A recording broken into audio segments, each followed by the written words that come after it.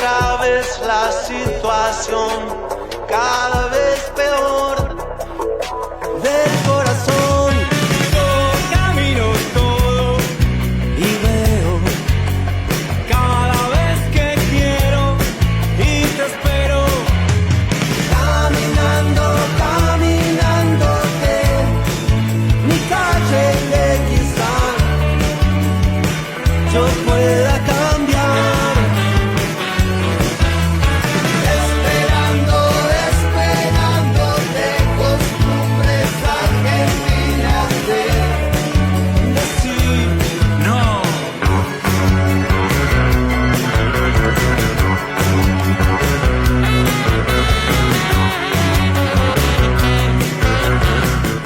Hoy es el Día Internacional del Zurdo. Saludar a Lionel Messi. Para nosotros los argentinos el 10 es un número muy especial porque vos hablas del 10 y automáticamente se te viene Maradona a la cabeza. Queríamos ser como él, si bien después ninguno llegó a ser como él, la ilusión y el deseo siempre era ese. Ángel Di María. Para mí Diego es Dios, es todo. Me bancó cuando todo el mundo me mataba. Manuel Ginóbili. Me manifestó y demostró una generosidad ilimitada. Así que tengo como una deuda de gratitud con Diego. Realmente fue extremadamente generoso, hasta más generoso de lo que debería haber sido. A Sergio Maravilla Martínez. Diego, por un momento nos hizo olvidar a los pobres que éramos pobres. Y a Guillermo Vilas. Un jugador que es mejor que yo, pide el primero. Para comer pide el primero, el que está primero en el ranking. O sea, pediste vos primero durante mucho tiempo. No, en Argentina sí, pero afuera. Y con Maradona, no sé. ¿Quién pediría? Sí, al mismo tiempo habría que pedir ahí. También a grandes músicos argentinos como Gustavo Cerati. Argentino siempre estás al tanto de lo que pasa con Maradona, es inevitable, ¿viste? Es un referente que casi está en la bandera. Charly García. Y cuando estaba en el aire, esperaba verlo a Dios, no te vi.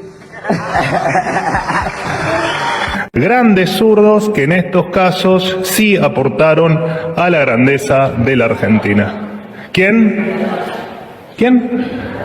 Era zurdo. Yo estoy involucrado con el peronismo. Bien. Con Guillermo ya le dije. ¿Qué pasa? Ya le dije que estoy a disposición del peronismo para lo que quiera. Soy un soldado peronista.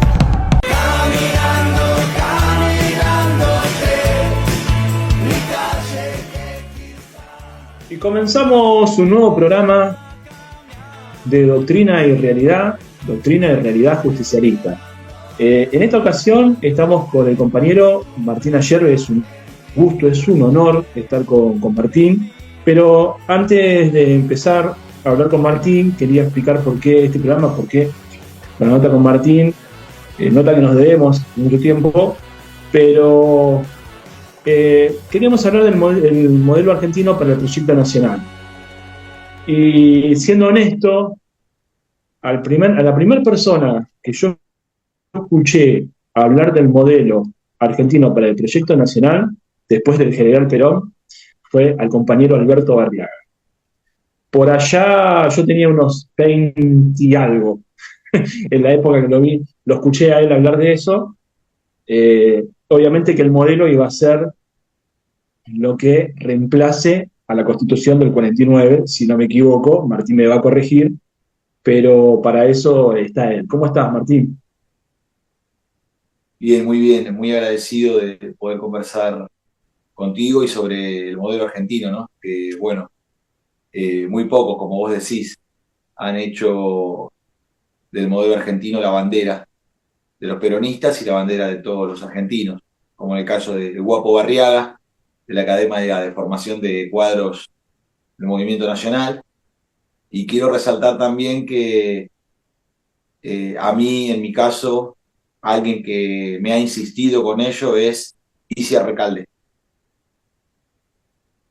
Porque ella hace años atrás me decía: Martín, todo ese impulso industrialista que vos tenés, eso es el modelo argentino, lo tenés que encuadrar en el desarrollo del modelo argentino, eso es lo que hay que realizar. Bueno, entonces hay que reconocer que quienes se han mantenido fieles a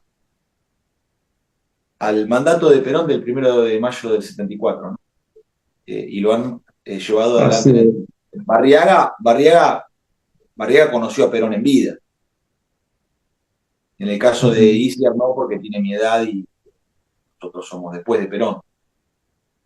Hemos nacido después de Perón. Así es, sí. A él y a Alejandro el Gallego Álvarez también eran las dos personas que escuché, los dos primeros tipos dos personas, dos amigos, compañeros, que escuché hablar del modelo, ¿no? Sí, sí. Martín, para arrancar, dos preguntas en una, que las dos son una a continuación de la otra. En principio, ¿qué es lo que los une a los argentinos? Pero también, ¿qué es ser argentino, Martín? Bueno, ser argentino es ser criollo, ni tan indio ni tan español. Es ser criollo. Y es conjugar como criollos estas dimensiones del orden vertical de los valores, propio del hidalgo español. En esa figura nos podemos reconocer. Figura que tiene en sí la ética de las virtudes, el honor, la misericordia, las expresiones de nobleza, que para nosotros no es la nobleza de las herencias, los apellidos, sino la nobleza de los actos que constituyen a los hombres nobles de nuestro pueblo. Y también esa concepción del tiempo, proveniente del indio, donde se ve de alguna manera el ciclo completo de la vida, ¿no? Explicaba Rodolfo Puig en este sentido, el indio no ve como Newton la manzana caer, sino que ve el maíz crecer, porque ve el ciclo completo. Y bueno, lo explica muy bien Alberto Buera, ¿no? En nuestra manera criolla de decir, el tiempo es solo tardanza de lo que está por venir, y a cada día su afán. Entonces, esa manera del tiempo que tiene incluso una institución nacional que es la siesta, va contraria, es el contrario sensu de lo que es la idea anglosajona del tiempo de productividad imperial, capitalista, que su idea es time is money, el tiempo es dinero. En cambio, para nosotros no.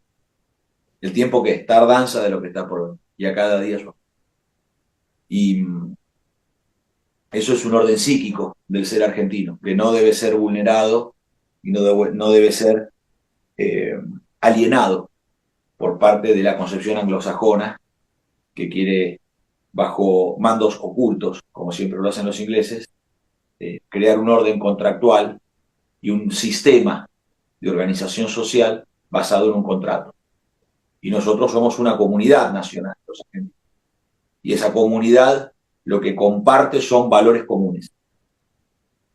Y esos valores comunes son los que constituyen el tegumento de unidad nacional. Entonces, para un argentino no hay nada mejor que otro. Sí, es verdad. Y nosotros tenemos una forma de hacerlo que es en la preferencia por nosotros mismos, con lo cual nosotros ya al elegirnos nosotros mismos como argentinos y como criollos, antes de cualquier decisión ya hemos hecho. En segundo término, el orden vertical de los valores que nos constituyen. No son todas las cosas iguales ni todo da igual. No. Hay cosas que están unas por encima de otras, porque hay un orden vertical de los valores. También el valor de la palabra empeñada, que para nosotros es más que un documento, inclusive. A tal extremo, la palabra empeñada tiene valor para el argentino, que incluso en situaciones inconvenientes la mantiene con tal de no perder su honor, que es violar esa palabra que él dio. Entonces, por último, lo que constituye este alma gaucha es la gauchada, ¿no? Que es nuestra forma claramente de iberoamericanos, de hispanoamericanos, exactamente contraria a la concepción inglesa de que el hombre es lobo del hombre. Para nosotros el hombre es la alegría del hombre y la gauchada expresa la fe del argentino en el hombre, porque no se hace a un conocido, sino justamente a un desconocido. Y esto es una puesta en marcha de la misericordia, del amor, de la fraternidad, de los valores movilizados por el amor, son valores de caridad del argentino hacia un semejante. Y esa gauchada se hace a un argentino, pero a otro que no es argentino también se le hace, porque no es condición de ser argentino o no es condición justamente el otro, sino que es uno mismo. Uno lo hace porque uno afirma el acto de virtud que hace al hábito, y ese hábito forja el carácter, y el carácter vuelve a la virtud, y esa virtud genera a su vez un acto en el hábito, en el círculo hermenéutico de la ética de la virtud. Martín, entonces los argentinos estamos de acuerdo con lo que vendrían a ser las virtudes teologales y cardinales. Pareciera que sí, ¿no? Pareciera que nosotros estamos en un todo de acuerdo, los argentinos, con las virtudes teologales, que son la esperanza. Todos los argentinos ponemos en la esperanza, ¿no? Depositamos en la esperanza el porvenir. Todos los argentinos estamos de acuerdo con el amor, con la caridad. La fe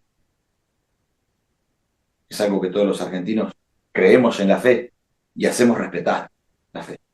Y la humildad, ¿verdad?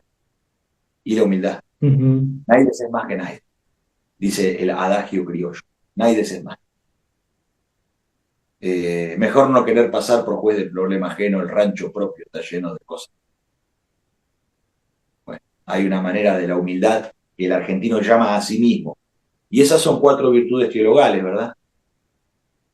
Y evidentemente eso nos hace un pueblo cristiano.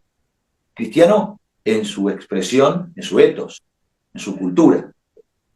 Y el peronismo es un cristianismo no confesional. Pero es cristiano en su concepción, en su manifestación es cristiano. Y bueno, y los que somos de Cristo somos doblemente cristianos, por ser argentinos y estar de acuerdo con estas virtudes teologales, y además por ser de Cristo, ¿no?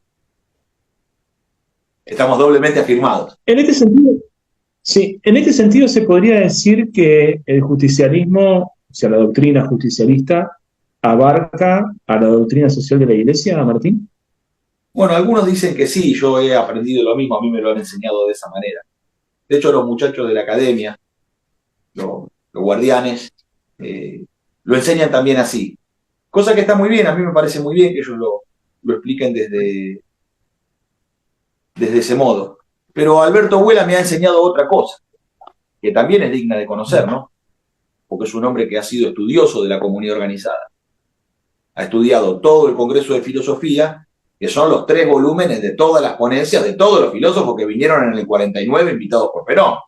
No es joda.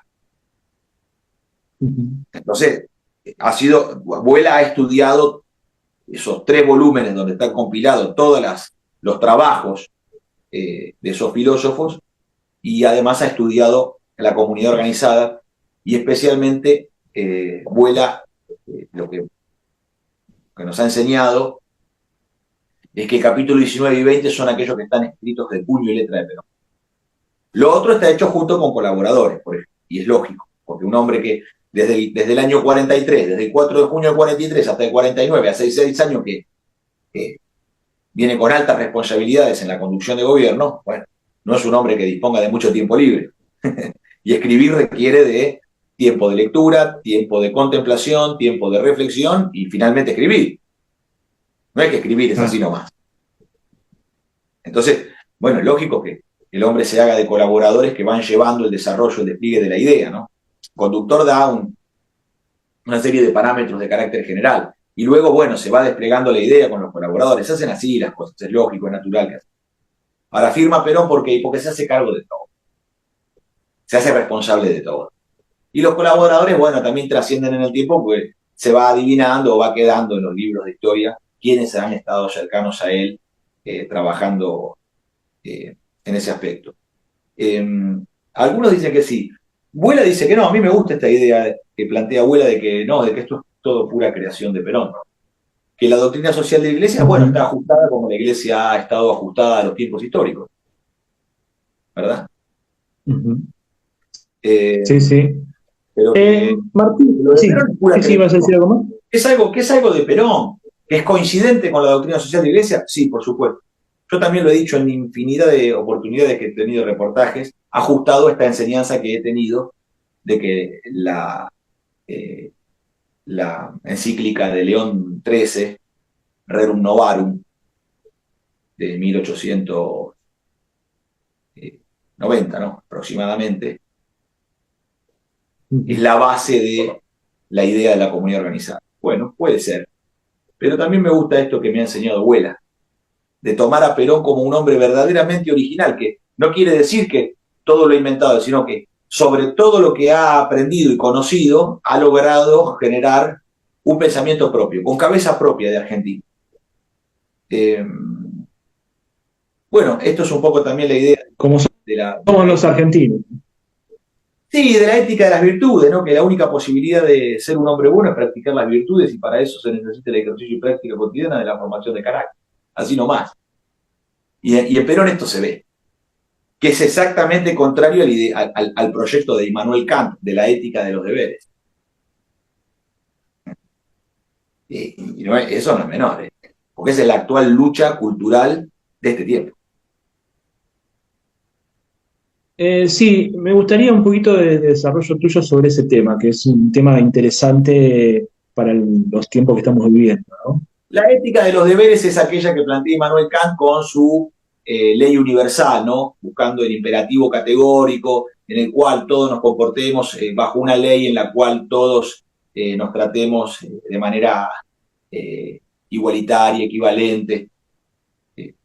Actúa de tal modo en el cual quisiera que los demás actúen contigo, etc.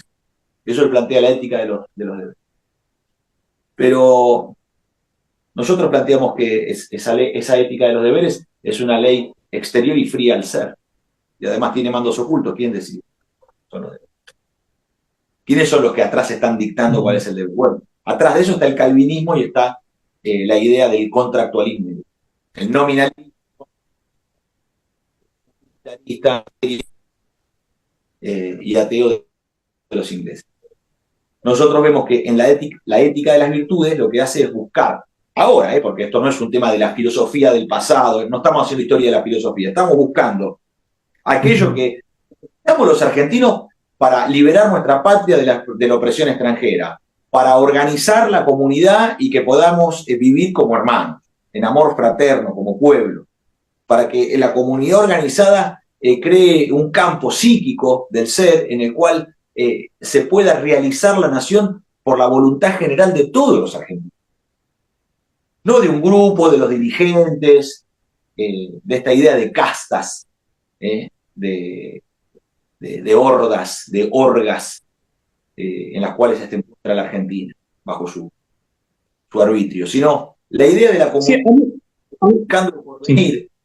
Y esto de la ética de las virtudes busca rescatar al sujeto contemporáneo que se encuentra extraviado en un excesivo individualismo, a través del ejercicio de la virtud, a través del propio ejercicio de la virtud. ¿Y qué es la virtud para nosotros? No es la obediencia a la ley, como lo planteaban los ilustrados de Immanuel Kant, sino es la conciencia y dominio y poder de querer obrar lo justo y lo bueno. ¿La virtud qué es? La conciencia de dominio y poder propio del ser de obrar lo justo y lo bueno. Y eso se encuentra interiormente en nosotros. No es una ley exterior que vamos a aprender a la escuela o a la universidad o a la facultad de filosofía. No, está en la comunidad, está en la familia y está en aquella obligación, esa ligazón que va por debajo, en donde se encuentra el fundamento de la virtud. Es la obligación del virtuoso de estar dentro de esa virtud que no es transferible como un deber. No es un deber que es transferible. No está fuera de él, sino es interior, es interna a él. Porque el virtuoso no aspira a querer algo, sino a querer lo mejor. Entonces, nosotros ahí, ¿qué podemos ver? Bueno, ese fondo aristotélico que nos constituye a los criollos, ¿no? En lo cual nosotros podemos ver que realizar el bien, para realizar un bien de orden superior, se necesita de un órgano, de un organismo supraindividual. Y eso es el Estado. Y toda ética deviene en la política. Toda ética deviene en la política. Ese Estado debería ser un Estado de justicia, ¿no? Claro. Claro. Nosotros por eso, nosotros no luchamos por la libertad, nosotros luchamos por la justicia. Porque sobre las bases de la justicia se edifica la. Si no hay justicia, no hay libertad. No hay libertad. Tiene que haber justicia para que haya libertad. La libertad es signo total para el pueblo. El pueblo, para que sea libre, no existe un individuo solo y libre. El pueblo es libre porque en la comunidad reina la justicia. Y si reina la justicia, hay libertad para el hombre individual. Y la libertad es la medida de el hombre. No es el capricho y esta vulgarización de la libertad, de viva la libertad carajo, y todo esto que es todo de una mala calidad, es tan berreta, es tan ordinario, es verdaderamente de cuarta y además no tiene ni siquiera sustento en los términos que estos personajes, que en realidad son los usureros disfrazados de libertarios, vienen a proclamar. Porque Hegel planteaba que no hay libertad sino en el pleno ejercicio y despliegue de la propiedad privada. La propiedad privada es condición necesaria del hombre para ser libre. Si no, es un esclavo. Porque realiza plenamente la libertad en la propiedad privada que le pertenece. Esta idea central de la filosofía del derecho es negada por el gobierno de la Libertad Avanza cuando está empobreciendo a los argentinos y eliminando la total capacidad de ahorro que el pueblo tiene. Yo el otro día estuve en Crónica TV y mostraban una encuesta donde le preguntaban a los argentinos registrados en blanco, con trabajo en blanco, ¿cuántos llegaban a ahorrar algo por mes? Ninguno. Y solamente la mitad llegaba a fin de mes. Eso quiere decir que somos todos esclavos. Porque si no hay una mínima capacidad de ahorro, no es posible el proceso de capitalización del pueblo, de difusión de la propiedad que llevó adelante Perón. Y ahí hay libertad. Porque en esa pequeña capacidad de ahorro, el hombre ejerce la libertad. Deja de ser un preso de las circunstancias en las cuales transcurre su vida.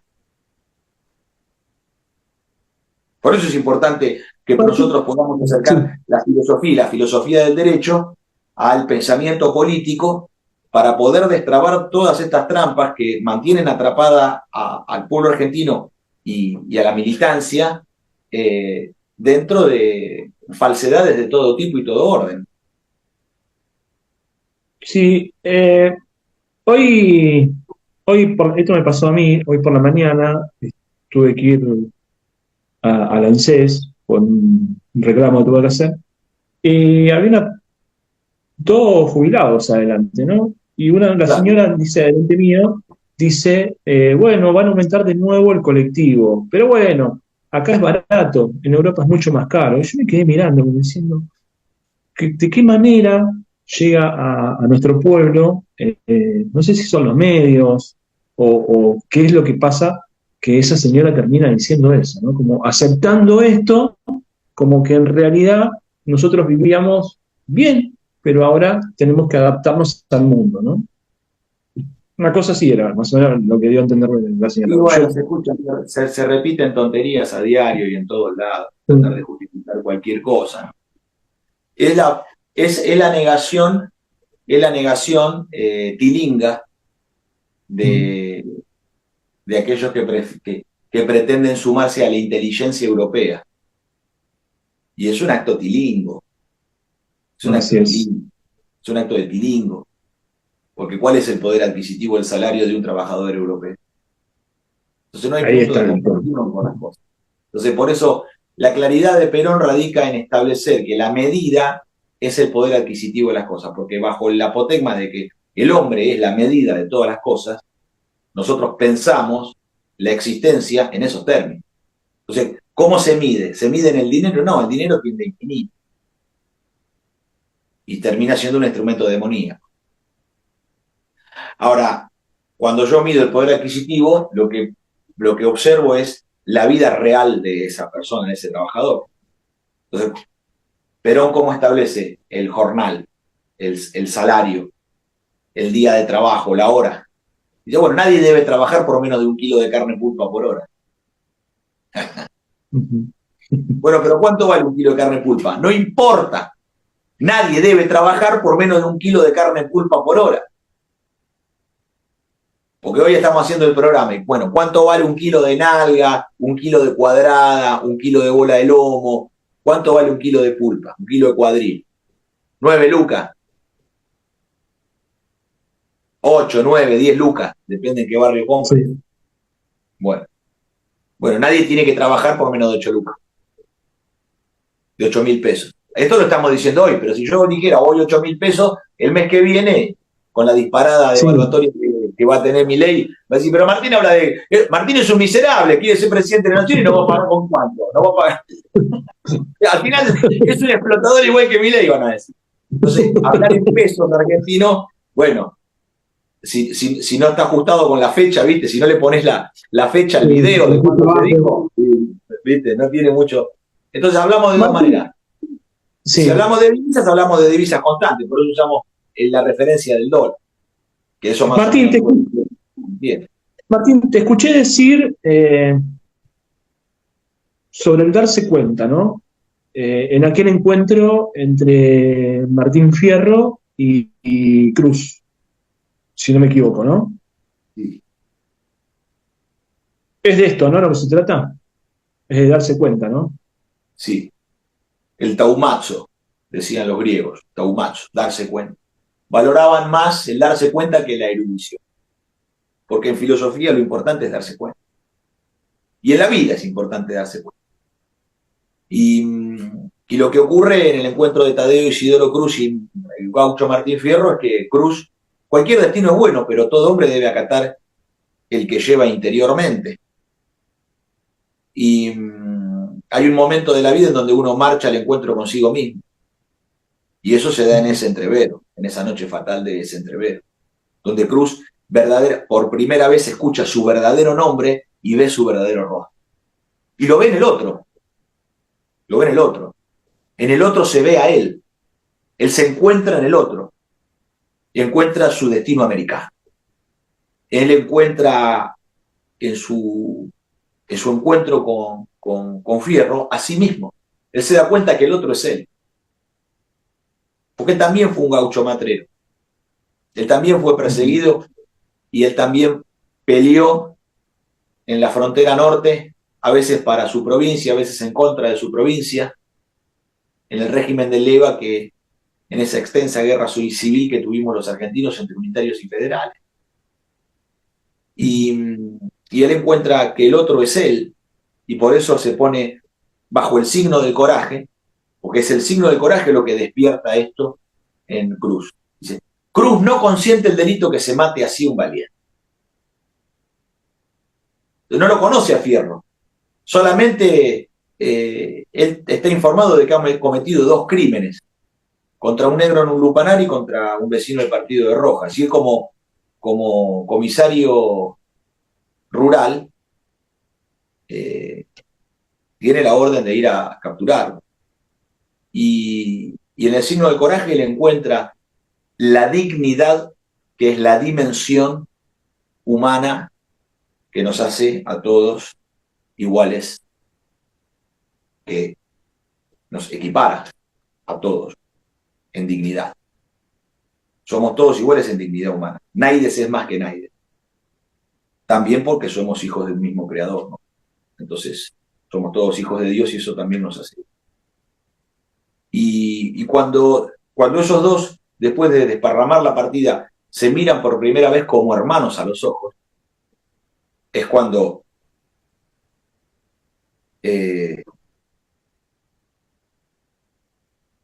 Fierro le dice a Cruz, en ese momento, por creer lo oportuno, nos juramos los dos Desde acá, respetar solo a Dios, de Dios para abajo a ninguno. Y marchan al desierto. Porque Cruz ya no puede volver. Con lo que ha hecho, ya no puede volver. Es otro desertor más.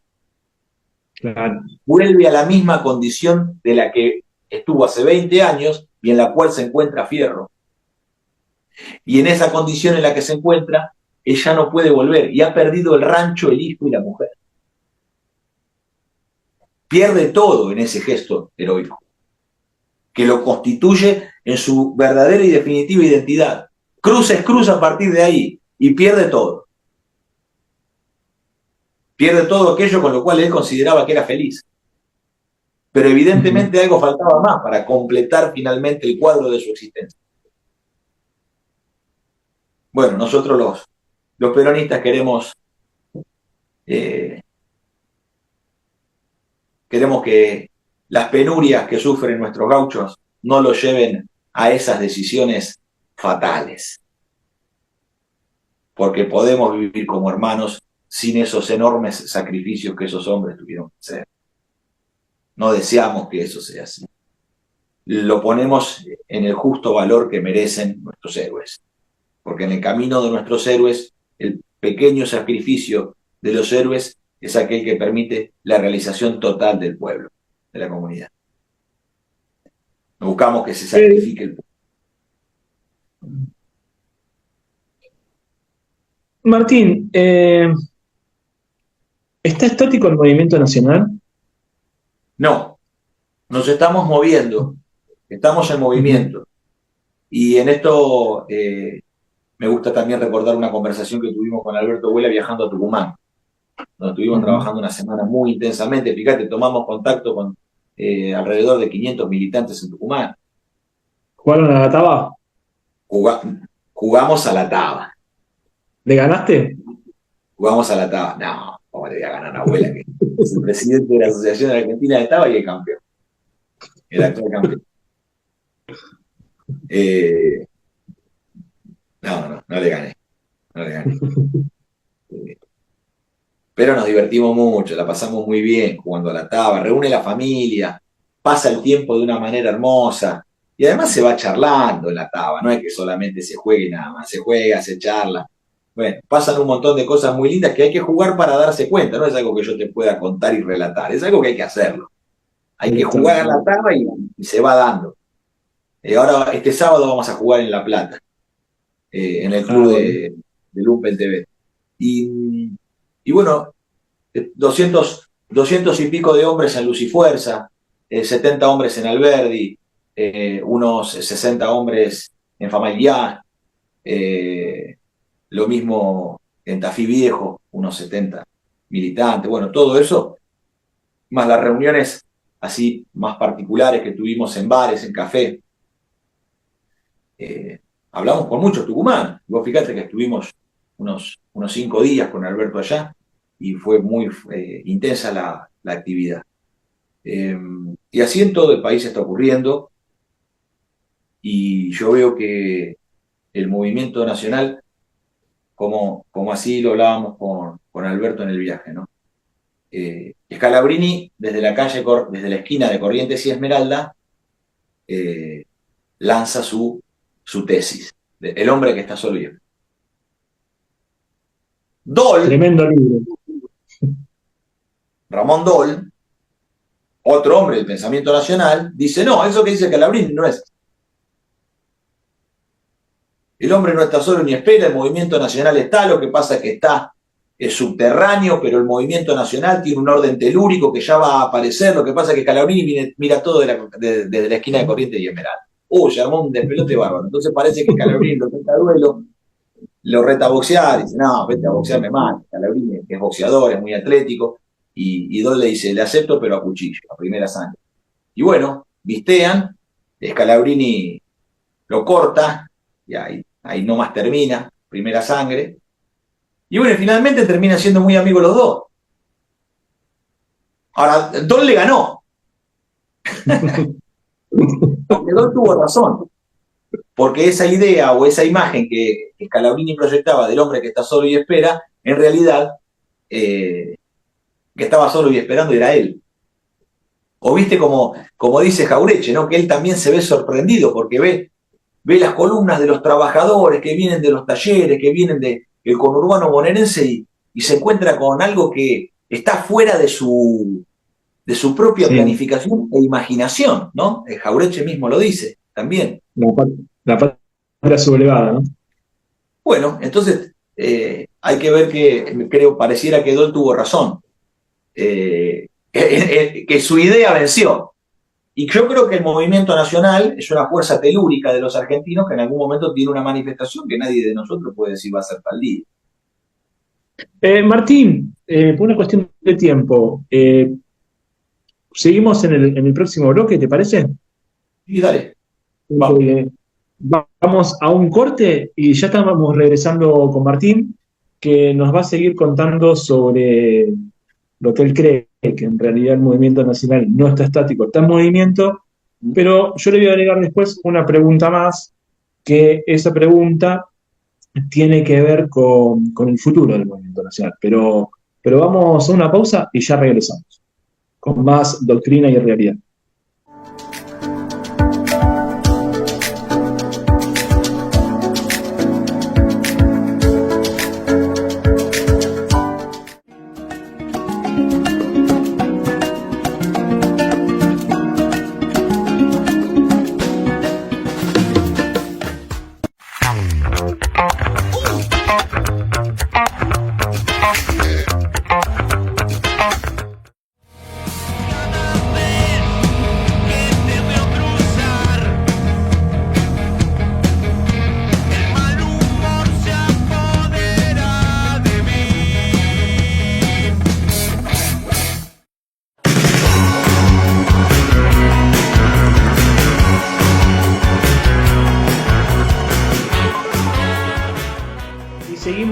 Con Doctrina de Realidad, fuimos a una pausa, regresamos de la pausa y ahora les quiero dejar con una reflexión de Alejandro Dolina, algo que vamos a implementar de este programa en adelante. Cada programa vamos a darles una reflexión para que ustedes piensen y que en la semana sobre lo que nosotros le pasamos este video, ustedes reflexionen y si quieren nos escriben a Patria TV por Facebook.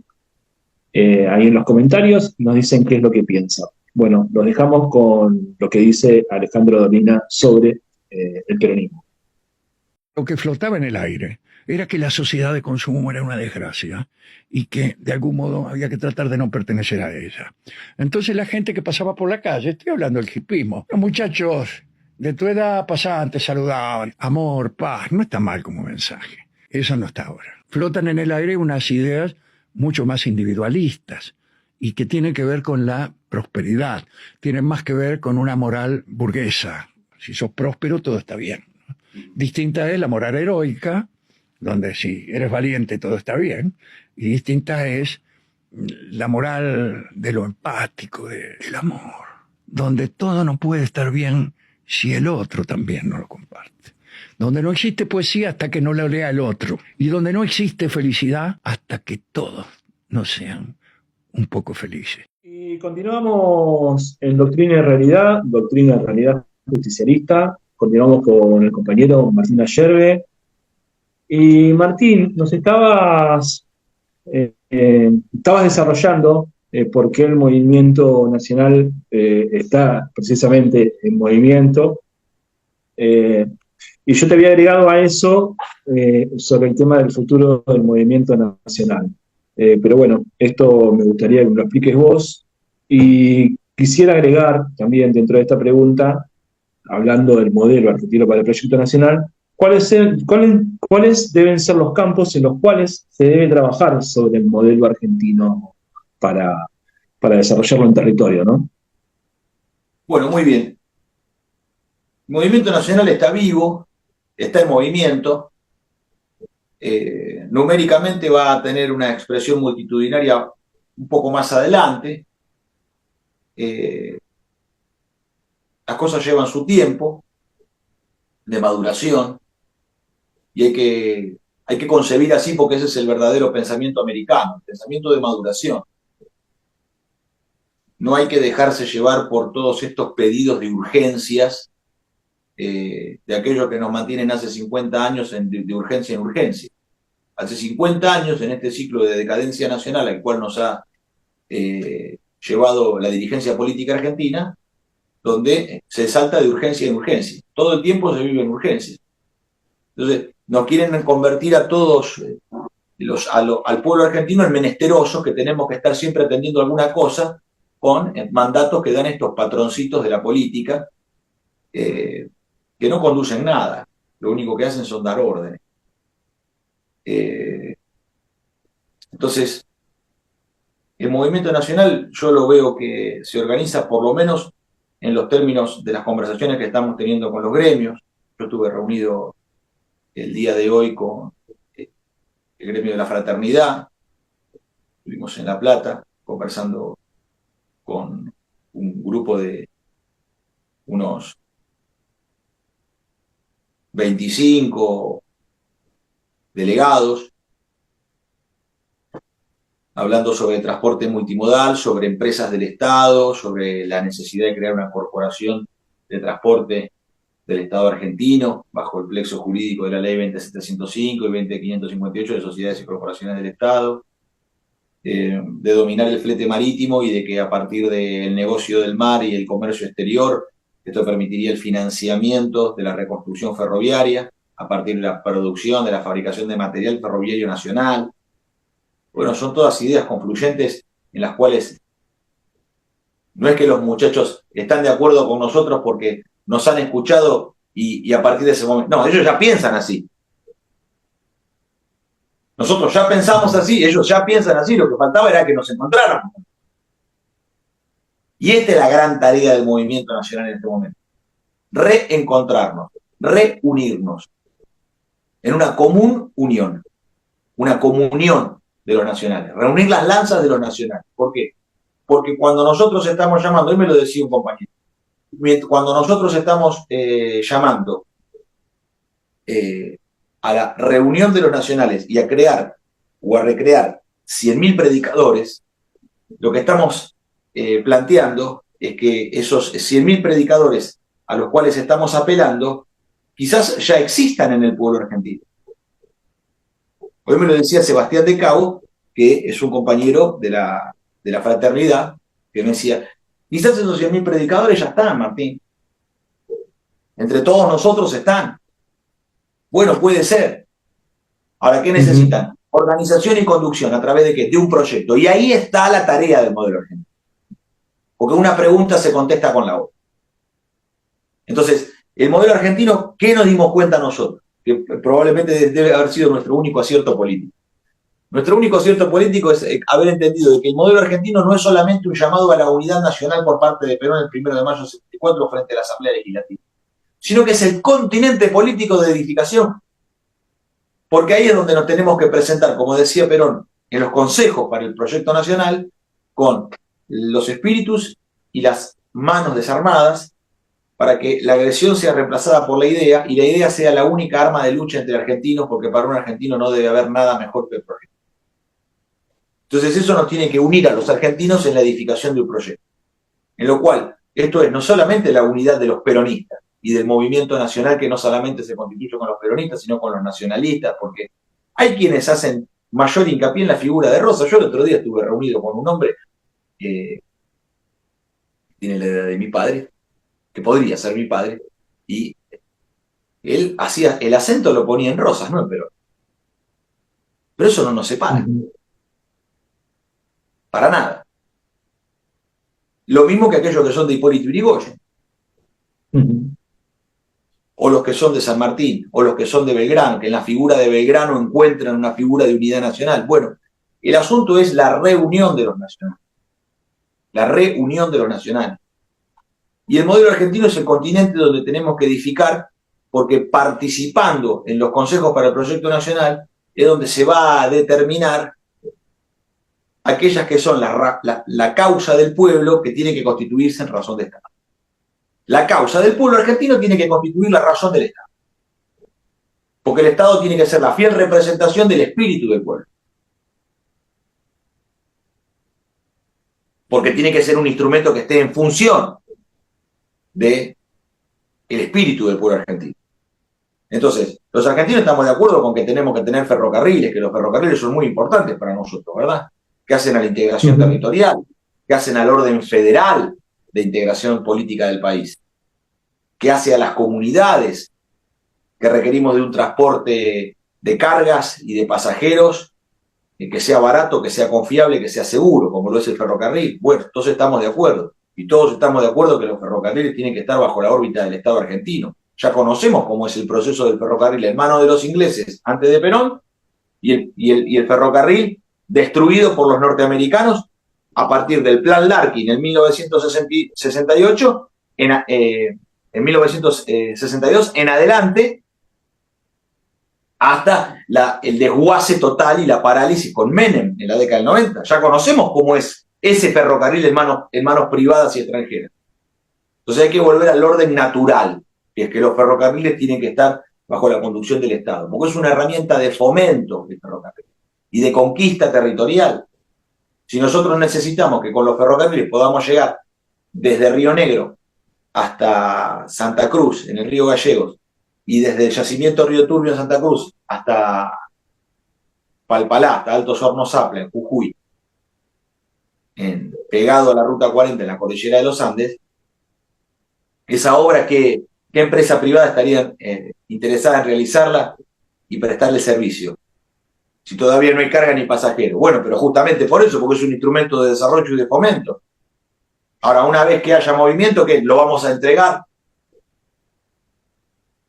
para que pierda la condición de fomento y conquista y solamente sea un negocio para que algunos vivos lo manejen, como ocurre ahora con el ramal Rosario-Puerto Belgrano, que está en manos de Techín. ¿Quién puede estar de acuerdo con eso? Nadie. Eso se hace a espaldas del pueblo.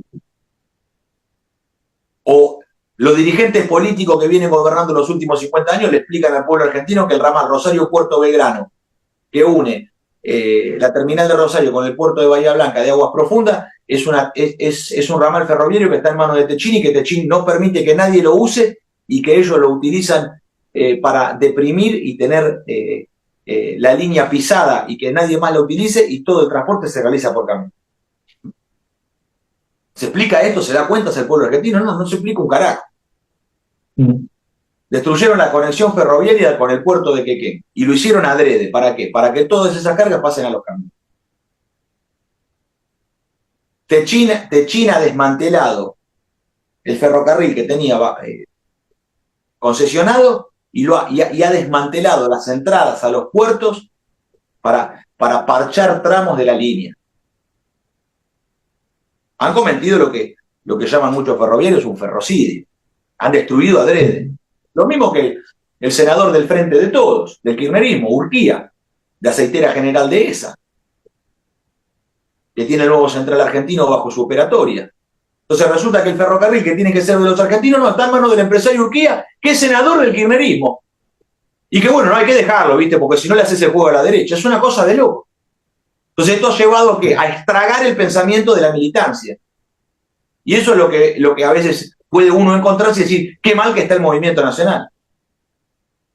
Bueno, pero hay un momento de reconstitución, ¿a partir de qué? Y de poder volver a las fuentes, de volver a nuestra tradición y a reencontrarnos con nosotros mismos, con quienes somos como argentinos, con nuestra propia identidad, con el ser nacional, con el alma gaucha de los argentinos y con el ideario político del movimiento nacional, que está expresado en la doctrina del justicialismo, en la comunidad organizada como proyecto, en el manual de conducción política, donde contamos con el desarrollo de una técnica, de una ciencia de conducción, de algo que es un arte de toda ejecución. Donde, bueno, se puede, es como dice Perón, se enseña la cosa inerte de la obra, ¿no? La técnica, porque lo otro depende del óleo sagrado de Samuel, depende de tener el don para la conducción. Pero todo esto hace que cuando nosotros en el modelo argentino ponemos a debatir entre criollos, ferrocarril tiene que estar bajo la órbita de Estado, ¿no? Sí, claro, y necesitamos una marina mercante, sí, bueno, pero necesitaríamos que esto sea un sistema de transporte integrado. Bueno, entonces tiene que ser una corporación multimodal. Bueno, entonces tiene que haber una empresa del Estado que opere en el plano logístico con Aerolíneas Argentinas y la ADE, en cargas y pasajeros aeronáuticos, el ferrocarril en cargas y pasajeros terrestres y la marina mercante con su respectiva flota fluvial para navegar los ríos interiores y hacer el transporte ultramar. Bueno, todo eso hay que integrarlo en una corporación de transporte. ¿Qué ley? 20.558 de corporaciones del Estado. Es lo que va, es el orden del plexo jurídico del plan trienal. Va, punto, va, anda. Funcionó y sigue funcionando. Está vigente, no es una cosa vieja, no es obsoleta ni nada. Es como la idea del son político de Aristóteles. Toda ética deviene en una política. ¿Y eso qué? Tiene 2.500 años. ¿Qué tiene que ver que tenga 2.500 años? No hay nada que hacer, no hay ninguna idea superior a esa. No hay idea superior a esa. Entonces, mientras no haya una idea superior a esa, vamos con la idea que es la idea que tiene dominio y que se pone al servicio justamente de la idea del comunitarismo argentino. Hay una cosa, Martín, que sos uno de los pocos hombres a los que le escuché hablar de la Argentina. Es un tema que creo que como que estuviera sellado en unas más o menos 5 llaves, ¿no? En un subsuelo, que es lo del Tratado de Madrid, ¿no? Lo que se dice es que fue la rendición de Malvinas, ¿no? Pero no del pueblo argentino, la rendición de los tipos que estaban a la conducción de la Argentina en ese momento, que precisamente no era un gobierno peronista, ¿no? En este caso, ¿qué es lo que se puede hacer con este tema, ¿no? Que nos desarrolles un poquito sobre eso, Martín. Bueno, romperlos, desconocerlos, los acuerdos de Madrid, rompérselos a los ingleses en la cama. Desconocer. En un nuevo acto de irreverencia característico de la Argentina. De lo que es nuestra fe fundante, ¿no? Nuestra irreverencia natural. Nuestra forma irreverente de existir. Entonces, ese espíritu inquieto, indómito de los argentinos es aquel que tiene que ponernos de pie nuevamente en la preferencia por nosotros mismos. Porque en la preferencia por nosotros mismos, naturalmente nos damos cuenta de que esos papeles, esa declaración conjunta acordada con los ingleses, es totalmente inconveniente para la Argentina. Entonces, importa un carajo quién la firmó. ¿Quién le dio la potestad a Domingo Felipe Cavallo, que era el canciller en ese momento, para firmar los acuerdos de Madrid? ¿Que es el pueblo argentino el que le delegó el poder? No. Es la embajada norteamericana y el Foreign Office inglés que le dicen a Cavallo, esto es lo que tenés que firmar. Con Crispian Tickel y con Lucio García del Solar, que son los que firman ese acto de entrega de la soberanía argentina. Y además tampoco es porque Menem ganó la elección y por ganar la elección tiene derecho a un carajo. Porque ganar una elección no es que permite cualquier cosa y cometer cualquier traición, como si eso fuera la justa representación e interpretación de la voluntad del pueblo argentino. Entonces no se puede caer en esas trampas de los laberintos dialécticos de los políticos que pretenden justificar todas las tropelías que realizan y las atrocidades en contra de la nación y el pueblo. Entonces esos acuerdos ¿qué han hecho? Han creado un plexo jurídico que es la ley 23696 de reforma del Estado, con la cual se entregaron todas las empresas del Estado por órdenes de Inglaterra, bajo la doctrina de Margaret Thatcher, de privatizaciones y proceso de outsourcing. Esto lo declara Thatcher en la década del 80, cuando era primer ministro de Inglaterra, y la ley 24.184 de protección de inversiones inglesas, que también votaron. Y el decreto 1398, que es el decreto de privatización de las 27 empresas de la vía de defensa. Con eso se desmanteló el sistema de producción para la defensa. Perdimos el sistema de armas de producción nacional, a partir de ese decreto privatizador. Entonces hay que desconocerlo eso. Claro, los que vienen gobernando la Argentina se hacen los distraídos con ese tema. Se hacen todos los distraídos. Y le obliga a la Argentina, obliga que la fuerza, cualquier movilización que el país realice por debajo del paralelo 40, tiene que notificarlo con 40 días de anticipación a la corona británica. ¿A vos te parece? Entonces el ejército, la fuerza aérea y la armada argentina, si se va a desplazar por debajo del paralelo 40, tiene que informar a la corona británica. Mirá el grado de sumisión. Se entregó toda la investigación del recurso pesquero del Instituto Nacional de Investigación y Estadística Pesquera, todas las corrientes marítimas oceánicas a través del Servicio de Hidrografía Naval, toda la información estratégica, con la cual además hay que recordar que María Estela Martínez de Perón ordenó a la Armada cañonear al buque Shackleton, que venía a robar toda esa información, y que el gobierno de Menem se la entregó. Mirá qué diferencia, ¿no? Mirá qué diferencia. Mirá qué gran diferencia. La conducción de gobierno de María Estela Martínez de Perón, los actos de gobierno, porque todo lo demás está en el plano de la doxa, de la opinión, de las interpretaciones de todos los ideólogos de la década del 70 y todas las toneladas de mentiras que han escrito en los últimos 50 años, que han estragado el pensamiento político de la juventud argentina y han mantenido oculto el modelo argentino para el proyecto nacional. ¿Cómo puede ser que un grupo de argentinos yunyo verde, creados a la intemperie como nosotros, hayamos lanzado después de 50 años la apertura de los consejos para el modelo argentino? ¿A vos te parece? ¿Y qué se hizo? ¿Qué hicieron los dirigentes de estos últimos 50 años? Otra cosa. Otra cosa.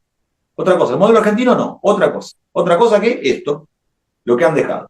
La herencia de miseria en la cual nos han sumergido. Por eso, en el modelo argentino está el territorio, el continente de edificación, en el cual todos, desde los gremios, desde las cámaras empresarias, desde los centros de técnicos, como pertenezco yo al Centro de Técnicos de La Matanza, desde las organizaciones libres del pueblo, la sociedad de fomento, los clubes de barrio, desde todos los lugares se puede participar, también los que son sueltos. Viste que hay una cantidad de argentinos que no están dentro de algún tipo de organización, ¿no? Ni comunitaria, ni gremial, ni nada, porque medio que le tienen un poco de desconfianza a todo en general. Bueno, son bienvenidos. Hay una cosa que te escuché decir a vos, que yo me quedé pensando con eso, porque yo siempre supuse, esto es lo que yo siempre pensé, es que se llegaba a un fondo, ¿no? Y que sobre ese fondo después lo que queda es salir para arriba. Cuando yo te escucho a vos decir que la decadencia, cuando uno es o sea, lo que la decadencia siempre en la decadencia, en sus leyes, siempre se puede ser más decadente, es algo que me dejó pensando, ¿no? ¿Cómo se puede, la pregunta sería, cómo se deja de ser decadente, ¿no? No precisamente de dejar de escuchar a los auténticos decadentes, ¿no? Bueno, la decadencia tiene una ley interior, que es que siempre se puede ser más decadente.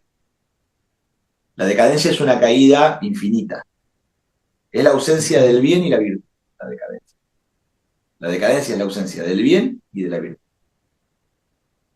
Se abandona la realización del bien y se abandona la vida en virtud. ¿Para qué? Para dejarse caer, como el ángel caído, en una caída perpetua, que es la decadencia. Esta decadencia, alguien podría decir, el gobierno de Menem fue decadente. Sí, pero después, mirá todo lo que vino después. Y mirá hasta dónde llegamos ahora. ¿Y después de esto puede venir algo peor? Claro. Claro. Porque la anglósfera, Inglaterra y Estados Unidos, están tratando de americanizar la Argentina para poder africanizar América Latina. Entonces nosotros no podemos vivir bajo la idea de dominio norteamericana de América para los americanos. No, eso es la doctrina de Monroe. Nosotros tenemos que decir Hispanoamérica, Iberoamérica en unión continental de nuestra propia ecúmene, que tiene nuestros propios valores, nuestra alma gaucha y nuestro arquetipo que es el gaucho. No tiene nada que ver con un norteamericano. Nuestra idea es totalmente contraria a la idea, a la psiquis, al pensamiento y al espíritu de los norteamericanos. Totalmente contraria. Nosotros no es que solamente somos enemigos en los términos del enfrentamiento bélico. Nuestra idea del ser es contraria a la de ellos. Ellos creen en el exterminio físico de los adversarios. Son los más grandes asesinos de la historia mundial. Son los esclavistas de este mundo. ¿Cómo va a haber arreglo con ellos? Con ellos no hay arreglo. No hay arreglo. Nosotros no acordamos con ellos. No hay arreglo con ellos. Estamos en disenso perpetuo con los ingleses y con los yanquis. Entonces, en este sentido, esa ley interior, ¿cómo se rompe de la decadencia? Dejando de ser decadente. ¿Cómo se deja de ser decadente? Marchando en virtud. Y en el hábito, forjando el carácter. Y en la virtud, volviendo al hábito. Hay que dar el ejemplo a través de la propia conducta. Hay que tener una conducta, que esa conducta sea el mejor contagio que podemos hacer entre argentinos. Y tiene que haber una conducción política que dé el ejemplo, que tenga voluntad de sacrificio, que sea como la carta de Saulo de Tarso, carta de Corintios, la epístola del amor. El amor todo lo da, no busca lo suyo. Todo lo da, no busca lo suyo. Así hay que conducirse, así hay que dar un ejemplo en la conducción política para crear estos 100.000 predicadores que necesitamos, porque esos 100.000 predicadores tienen que ser hombres de virtud, hombres simples, sencillos, humildes, virtuosos. Martín, hay una cosa que te escuché decir y que yo estuve muy de acuerdo, creo que todo argentino está de acuerdo de eso, con algo que dijiste, que tiene que ver con el Mundial 22, ¿no? Que Argentina fue el campeón. Después de ganar la Copa dijiste, me hubiera gustado jugar con los ingleses, o con los franceses, no, con los ingleses era, ¿no? Dijiste, y me gustaría decirle, bueno, acá jugamos por la Copa de nuevo y ganarle ese día, ¿no? Y sí, porque no es que le andamos esquivando al bulto. No nos asustan sombras o bultos que se manejan. No. Vamos y encaramos. Queremos jugar con vos y te vamos a ganar. Queremos jugar con vos y te queremos enfrentar a vos. Te queremos frente a frente, inglés. Y así nosotros los vamos a volver a enfrentar y los vamos a volver a expulsar del territorio, como ya hicimos en 1806, 1807, en la conducción de Liniers. Con un ejército irregular, no había ejército regular en la Argentina. Era el pueblo en armas. Bueno, Liniers, en la figura de Liniers, en el espíritu de Liniers, invocando el espíritu de Liniers, hágase presente en el corazón de los argentinos, expulsaremos al inglés de nuestro territorio una vez más, lo vamos a hacer. Nos estamos preparando para eso. Y esto es de suscripción voluntaria, por supuesto, es un movimiento. Así que es de recluta voluntaria. Y hay miles de argentinos que están alineados en esta idea. Ahora, ¿cómo hay que hacerlo? Hay que hacerlo inteligentemente. Por ejemplo, ¿qué tienen que hacer las mineras inglesas en la cordillera de los Andes y en la meseta patagónica? Nada. Mientras usted no se siente con nosotros a conversar sobre Malvinas, nosotros no tenemos ningún interés de que usted venga a explotar nada en nuestro territorio. Su plata aquí no vale. Su plata no vale. No es de nuestro interés. Ahora, eso tiene que estar sustituido porque por la acción del ejército argentino a través del cuerpo de geólogos del ejército y de la Dirección General de Fabricaciones Militares, explotando el campamento minero y haciéndose de los minerales y montando. Donde hay mineral de hierro, montar una empresa siderúrgica. Donde hay metales no ferrosos, las lingoteras. Para no ferrosos y para metales preciosos. Donde hay azufre, montar una fábrica de ácido sulfúrico. Donde hay litio, montar una fábrica de baterías. Bueno, y así siguiendo con todos los recursos que tenemos a lo largo y ancho de la patria. Y a partir de la reconstrucción de la Dirección General de Fabricaciones Militares, del dominio sobre la explotación minera, empiezan a desarrollarse las industrias que provienen de esa actividad primaria que es la minería, que es la industria siderúrgica, la industria de las fundiciones, de los metales preciosos, de la electrónica y la industria química pesada. Y a partir de ahí que empieza, bueno, a desplegarse las industrias que vienen a utilizar sobre lo que es el mineral de hierro como materia prima, transformado ya en chapa, en perfil, en barra de acero.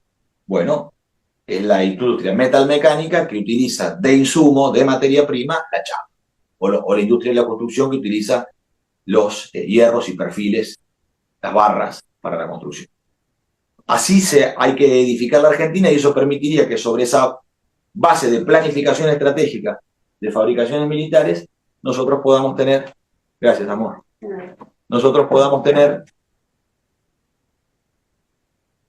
una planificación de ocupación del territorio nacional y marchar los argentinos hacia la ocupación de la Patagonia Austral, con un plan de natalidad para alcanzar los 100 millones de argentinos. Ese plan de natalidad necesita de condiciones de vida de los argentinos que sean favorables y despierten el entusiasmo y la alegría de tener hijos, de darle hijos a la patria, de afincarse en la Patagonia, en un amplio terreno, en una finca grande y tener un buen trabajo en blanco,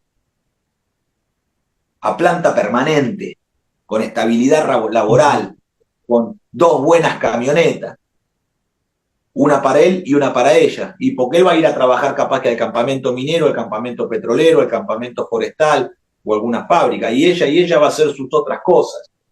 Y entre los dos van a tener que acomodarse para llevar a los pibes a la escuela y demás. Bueno, entonces que necesitan 2 buenos vehículos para andar en la Patagonia. Entonces esto requiere salarios industriales, que en la Patagonia no pueden ser inferiores a los $2.000 por mes, para poder vivir con dignidad. Y que la llegada de un niño a la familia sea una alegría y no una preocupación, porque no hay guita para mantenerlo. La gente está haciendo la cuenta por los pañales en este momento, hermano. Esta es la realidad de nuestro pueblo que sufre. Está haciendo la cuenta de cuánto vale una bolsa de pañales. Nos han llevado a esta indignidad total que niega y atenta contra la vida, contra la procreación. Entonces esto hay que superarlo con un movimiento de signo superior, que tiene que promover la natalidad en la Argentina y la ocupación del territorio, de la Patagonia. Con un plan... ¿Estás de acuerdo con que el laberinto se sale por arriba? Sí, se sale por arriba. No hay otra manera. No hay otra manera. Hay que salir de las trampas del inglés, que es su contractualismo. No, porque tenemos contratos firmados con el CIADI, porque tenemos contratos firmados, concesión de jurisdicción, concesión de soberanía jurisdiccional. Sí, ya sabemos todo lo que han firmado, todo lo que han gobernado. Pero todos los que han firmado eso son los que vienen a aconsejar y a deprimir a la militancia argentina, diciéndole que no da la correlación de fuerzas y que no se puede. Los mismos que han firmado la cesión de soberanía jurisdiccional. Y son de todos los gobiernos, ¿eh? Porque antes tenían para echarle la culpa a la dictadura militar de Martínez de Oz y Videla. Bueno, ahora tienen a Macri, pero no le pueden echar la culpa de todo lo que han hecho a Macri. Porque todos han firmado cesión de soberanía jurisdiccional. En todos los gobiernos, en absolutamente todos. Y todos han acordado realizar movimientos conjuntos con los Estados Unidos de Norteamérica en el Atlántico Sur. ¿Qué tan loco? Hacen movimientos con la OTAN. Entonces hay que salir del entramado contractual del inglés que nos tiene sujetos. Hay que romperle todos los papeles en la cara. ¿Y eso qué requiere? La movilización total del trabajo. A partir de un plan que tiene que alcanzar el pleno empleo en 4 años de gobierno. Crear 500.000 puestos de trabajo en las terminales de 7 sectores estratégicos, que es lo que hay que trabajar en el campo de la técnica en el modelo argentino. La técnica, el espíritu y la comunidad. 3 campos de trabajo. La técnica, el espíritu y la comunidad. En la técnica, 7 sectores estratégicos. Martín, ¿podemos ir a una pausa y cuando volvemos me desarrollas eso? ¿Te parece? Dale, meta. Eso, y vamos a una pausa con Martín Ayerbe en Doctrina y Realidad Justicialista y ya estamos regresando. Y Martín, cuando volvemos, nos desarrolla sobre este tema que estaba hablando, que es muy interesante. Y también la pregunta de si la Argentina necesitaría ser industrializada nuevamente. Pero esto, Martín, lo contestás cuando regresas. Dale. Vamos a una pausa y ya estamos regresando.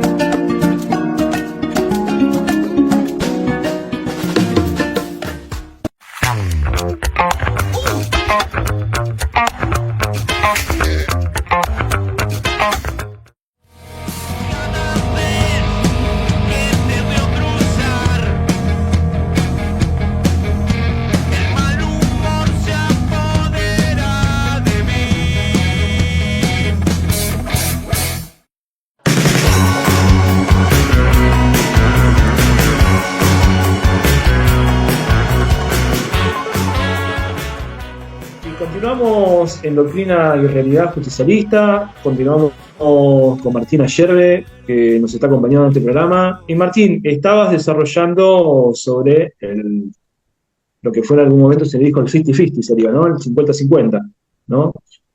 Cómo esto se desarrolla en el territorio, en el campo, ¿no?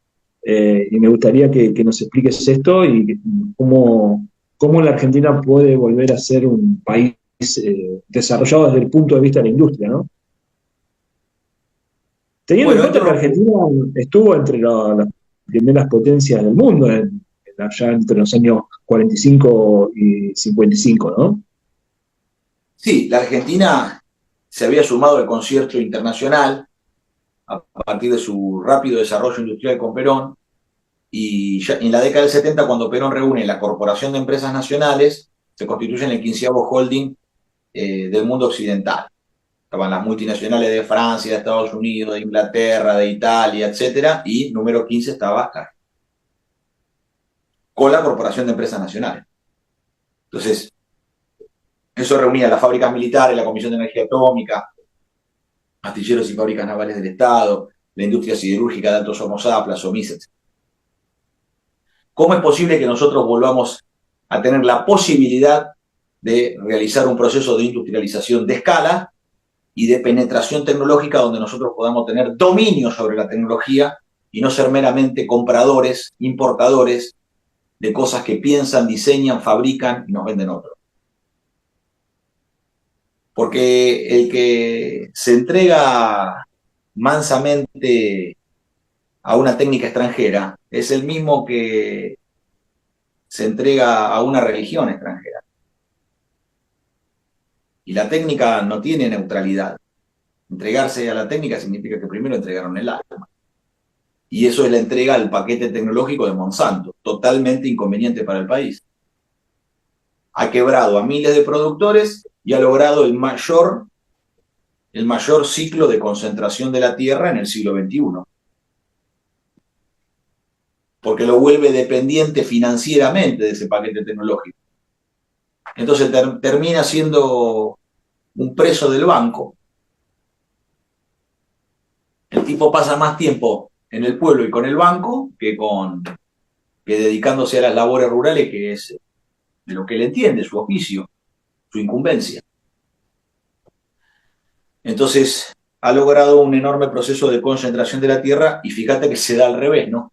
Antes los grandes tenedores de tierra eran los que alquilaban el campo a los pequeños productores que querían producir, que tenían pocas hectáreas y querían producir en una superficie mayor. Bueno, ahora se da al revés, porque el actual modelo de producción de siembra directa de Monsanto necesita de una escala para ser rentable, y hace que los pequeños productores sean los que alquilan a los grandes terratenientes, a los grandes tenedores, su parcela para estar dentro de un pool de siembra. ¿Ah? Esta es la modificación sustancial que se ha dado a través de la introducción de una técnica extranjera sobre la producción de alimentos en Argentina. ¿Y esto qué hizo? Congeló el stock ganadero. Hace 50 años que tenemos 50 millones de cabezas de ganado,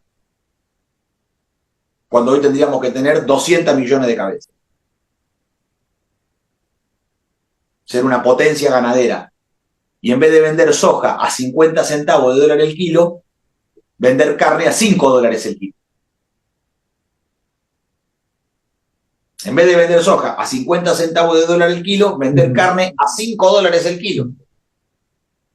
Y eso no solamente es 10 veces más dinero, es 10 veces más valor, y es puestos de trabajo en una cadena de valor más larga, más extensa y mejor remunerada que la del poroto de soja.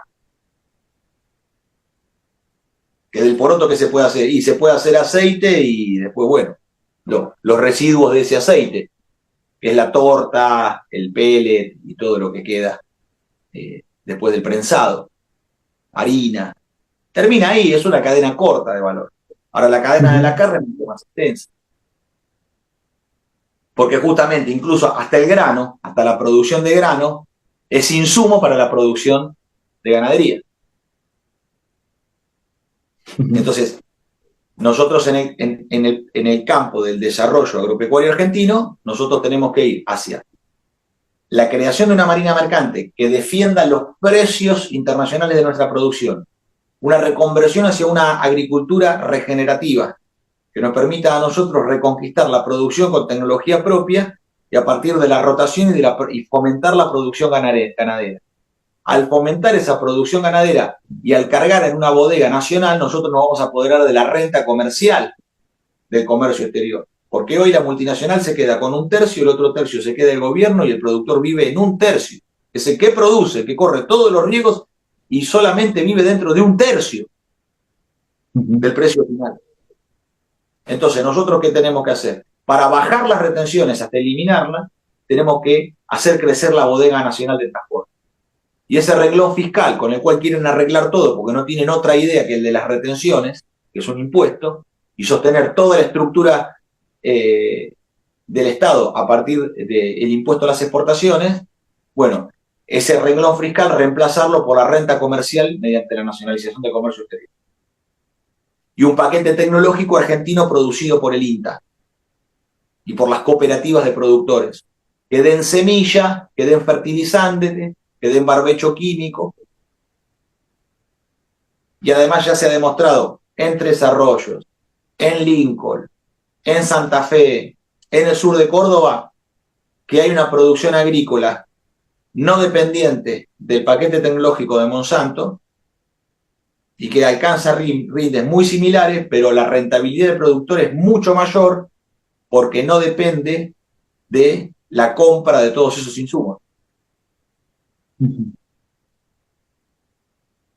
Y eso es volver a las técnicas de producción agrícola que los argentinos dominan y que se encuentra en la historia y en la memoria de nuestro productor. Y se están reuniendo bancos de semillas nacionales. ¿Para qué se necesita? De una organización general de la nación, donde nosotros tengamos un banco genético propio del país, que esté custodiado por el Estado argentino. Un banco de genética propia del país. Bueno, esto nos permitiría a nosotros el dominio del comercio exterior, bajar las retenciones. Bajar las retenciones. En la medida que crece la bodega de transporte nacional y nos apoderamos de la renta la renta comercial, bajamos las retenciones de todos esos derechos de exportación. Entonces, favorecemos la producción agrícola y favorecemos la producción de carne, la ganadería argentina. Y esa producción de ganadería argentina da más trabajo y da más márgenes de rentabilidad a la producción en el campo. Porque lo que hubo es un retroceso del país. Somos productores de forraje, querido. ¿Qué boom agrícola vienen a celebrar? Tendremos que celebrar en el futuro el aumento del stock ganadero.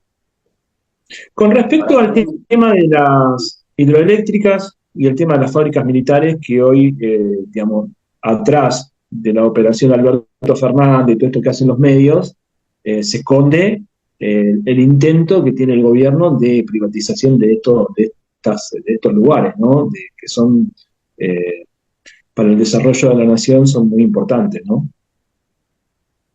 Sí, por supuesto. Lo que está ocurriendo ahora es que las hidroeléctricas están todas con vencimientos próximos, las concesiones. Entonces, ¿qué ocurre?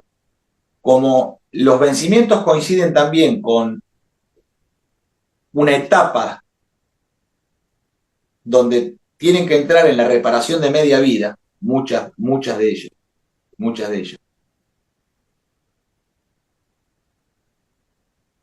Claro, ningún concesionario quiere hacerse cargo del costo de mantenimiento y de reparación de media vida de esas centrales.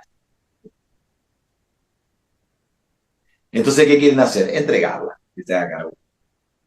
Para después, cuando estén hechas las obras de reparación, arreglar a algún político y volver a hacerse de las mismas para seguir pescando en la pecera, ¿no? Porque pescan en la pecera. Nos tienen a todos agarrados en un mercado cautivo, que es el de consumo eléctrico, en el cual pescan en la pecera. Bueno, Martín, te quiero hacer una consulta. Sí. De volver a recrear agua y energía.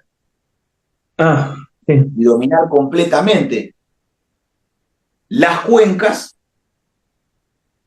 porque hoy las negociaciones se están dando con Mekorot, que es una empresa del Estado de Israel, a la cual se le entrega el dominio de las cuencas hídricas argentinas, y lo que habría que hacer es, mediante Agua y Argentina y el Instituto Nacional del Agua, volver a tener dominio sobre nuestras cuencas y sobre todo lo que acontece en nuestras cuencas, entre otras cosas, las centrales hidroeléctricas.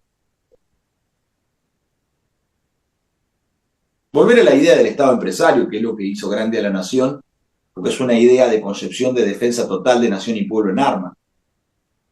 Pues se necesita de un instrumento de magnitud y de tamaño suficiente para poder enfrentar a los poderes del imperialismo, que son las multinacionales, las embajadas extranjeras. Porque obviamente que no operan directamente a través de sus propias empresas del Estado sobre nosotros. No, los ingleses siempre comerciaron con la Argentina a través de empresas privadas, pero todo eso es una cadena de valor total, desde el frigorífico Anglo, donde entraban las vacas, el ganado en pie argentino, entraba en el frigorífico Anglo. Del frigorífico Anglo se hacía la faena en el puerto manejado por los ingleses y se cargaba en los buques ingleses de la línea Blue Star Line.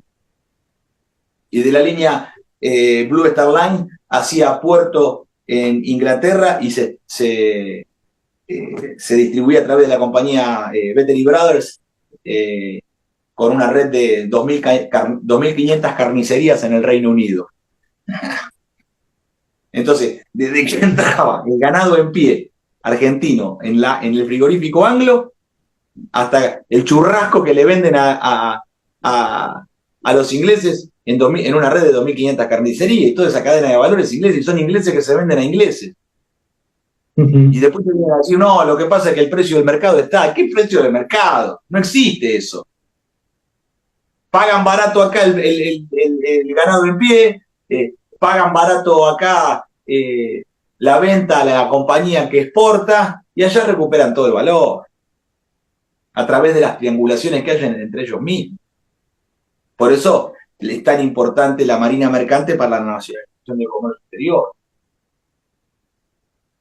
para poder justamente, vos fíjate, con Perón nosotros, en esa época, antes del 55, nosotros le vendíamos a $507 la tonelada de carne refrigerada, free on board, puesta en el barco al inglés.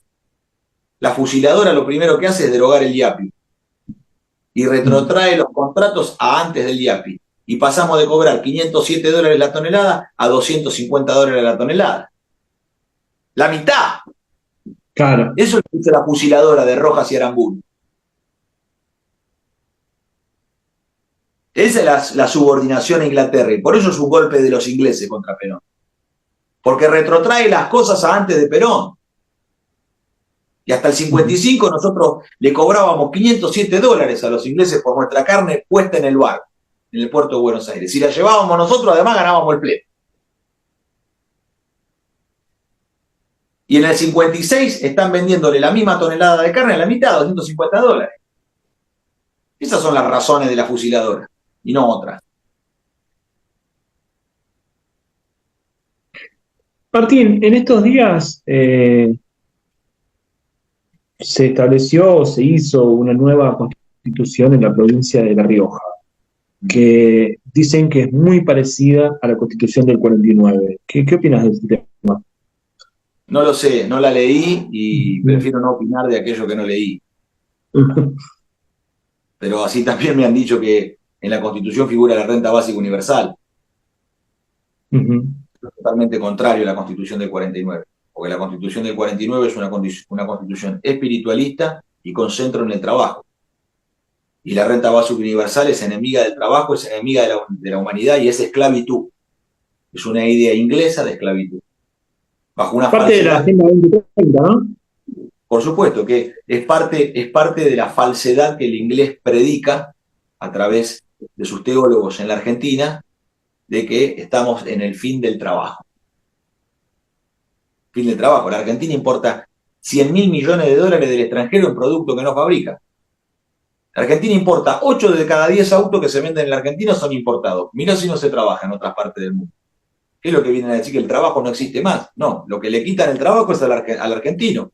Y sobre la desocupación y la falta de trabajo que tenemos inducida desde el extranjero, nos quieren convencer de que el trabajo se terminó. No, no va eso de ninguna manera. Eso es enemigo del pueblo y de la nación. Y eso no importa qué dirigente lo impulse, si es gobernador, si es intendente, si es presidente de la nación, si es presidente intergaláctico del universo mundial. No se importa nada. Hay que combatir a ese ideario inglés de la renta básica universal, porque esa es la esclavitud del pueblo argentino.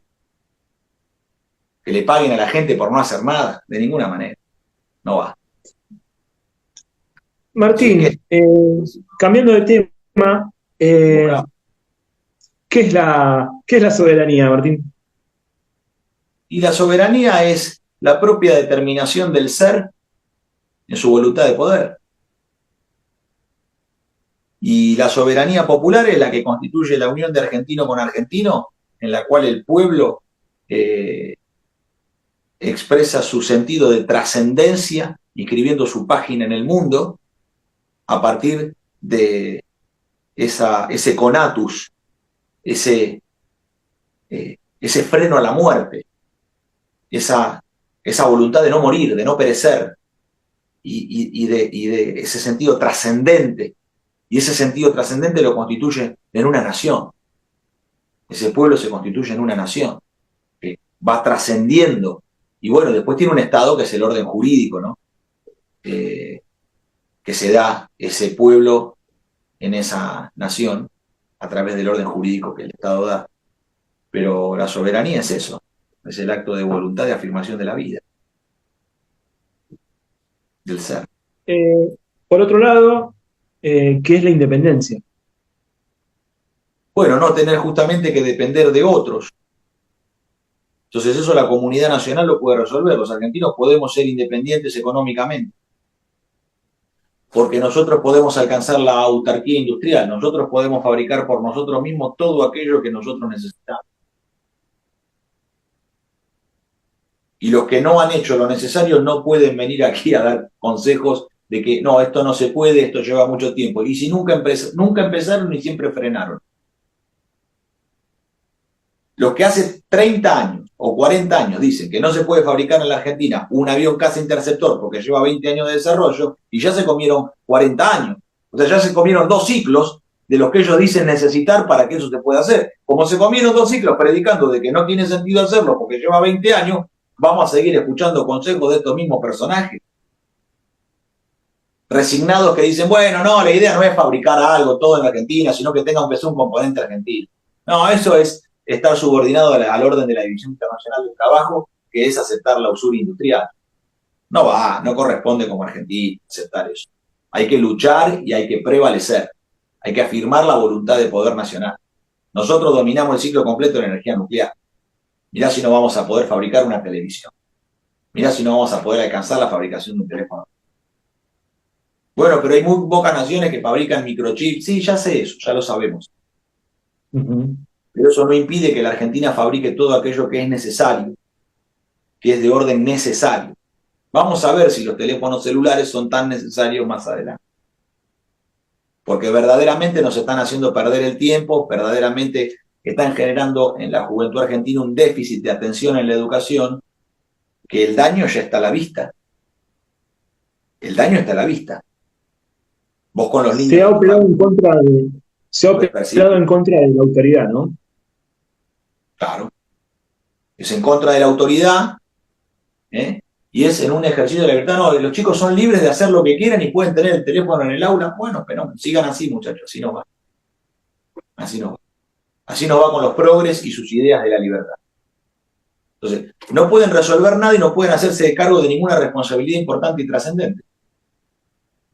Entonces, y es una demagogia para con la juventud. Y van a sufrir además el reproche de esos jóvenes que hoy están enviciando a través de esa demagogia, de hacerse los que son pedagógicamente modernos. Lo van a pagar más adelante, porque esos que hoy son jóvenes mañana van a ser adultos, y cuando sean adultos se lo van a recriminar. el acto de estupidez manifiesta que han cometido en contra de ellos. Y es un error que se comete ahora que es irreversible, porque la vida no tiene vuelta atrás. Y el tiempo que no se ha aprovechado en la juventud para estudiar no se recupera más adelante. Después hay que trabajar de lo que hay, porque esa es la realidad del pueblo. No la noticia de color del periodismo que te dice, ¡ay! Se recibió de abogado a los 98 años. Está bien, felicitaciones, abuelo. Pero Sí, se comprende. no, pero igual vos podés estudiar, porque mira, el abuelo se recibió de abogado a los 98 años. Bueno, está bien, con gente así no se puede hablar. Directamente no hay que ni perder el tiempo. Porque el que no quiere pensar, ya decidió no pensar. Entonces, ¿qué hizo? Y decidió no pensar. Mató su propia voluntad de poder. Entonces no tiene ni la menor importancia hablar con una persona. Lo que sí tiene importancia es reflexionar con los que estamos preocupados con la realidad nacional, con lo que se está haciendo con los niños y con los jóvenes en la Argentina, permitiendo que hagan apuestas a través del teléfono, o que ingresen en la prostitución a través de OnlyFans. Esto hay que prohibirlo, hermano. Si Dios me permite ser presidente de la nación, el primer día bloqueo todas esas plataformas de la usura y de la prostitución en la Argentina. No, tenemos que ver una reunión para hacer un consenso. ¿Qué consenso? Esto se resuelve de un tajo. Mirá si vamos a permitir que hagan eso con los pibes. No, después hay que hacer cursos de charlas contra la ludopatía. Pero por favor, por favor, por favor. Entonces, la decadencia, en su decadencia, ¿qué exige? Más libertad, para ser más decadente. Martín, también te escuché decir esto de que los argentinos somos héroes, realistas, existencialistas, ¿puede ser? Sí, el ser argentino es un existencialismo, pero no porque se haya definido en una teoría filosófica como, no sé, lo haya determinado Heidegger para los alemanes. O sea, nosotros ya somos así. Y es más fuerte nuestro existir que nuestra reflexión sobre él. Ahora, ¿hay una filosofía nacional? Sí. ¿Se piensa con cabeza propia? Sí. ¿Quién? Alberto Abuela. Hay que leer Abuela. Hay que seguirlo a Diego Charamoni, un joven filósofo argentino, que va en los pasos. Ahí también. Va. Hay. Santiago González, bueno, hay otros. Hay otros que son valiosos. No es fácil la filosofía, fácil. Pero esa forma existencial de los argentinos que naturalmente se da es lo que quieren apagar, que es su irreverencia, al tiempo que su sensibilidad y su imaginación, que es lo que le permiten justamente su ejercicio de misericordia, de caridad, de amor con su semejante. Porque lo piensa el otro, ¿viste? Lo piensa el argentino, dice, che, ¿qué le pasará? Lo piensa el otro, se ocupa de lo tiene en sus pensamientos, lo tiene en sus oraciones, lo lleva en su corazón. No tenemos que perder jamás eso. Si perdemos eso, dejamos de ser argentinos. Ser argentino es eso. No está en un contrato, no está en la Constitución Nacional, no está en ninguno de todos esos lugares. Está en nosotros, en el ethos comunitario de la Argentina. Si nosotros dejamos de hacer la gauchada, dejamos de ser eso, dejamos de ser algo, sería tan triste. Por eso nosotros a nuestros enemigos los tenemos que vencer siendo quienes nosotros somos, no siendo peores que ellos. Por eso tenemos justamente, Dios ha puesto en la Argentina al general Perón, que es verdaderamente una caricia de Dios para los argentinos, porque el manual de conducción política de Maquiavelo, el Príncipe, bueno, es un manual amoral, al mismo tiempo que el de Sun Tzu, el arte de la guerra. Ahora, pero el manual de conducción de política de Perón es un manual moral. El fin no justifica lo. Es distinto. Hay una cosa que dice el general Perón, me recordaste, cuando baja del avión, lo primero que dice es, hay que reconstruir al hombre argentino, ¿no?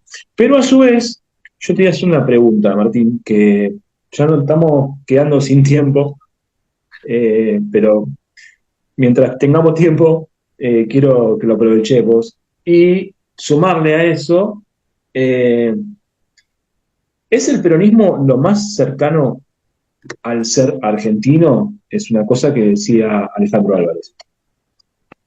Sí, yo creo que sí. Perón lo que encuentra, cuando él dice, yo encuentro la doctrina en el pueblo, no es que yo la escribo porque es mi idea. Y hay algo que se observa en esto que plantea, que hay que reconstruir al hombre vertical, ¿no? Bueno, el capítulo 19, capítulo 20 del Congreso de Filosofía, la comunidad organizada, que habíamos mencionado al principio, ¿no? De esta conversación.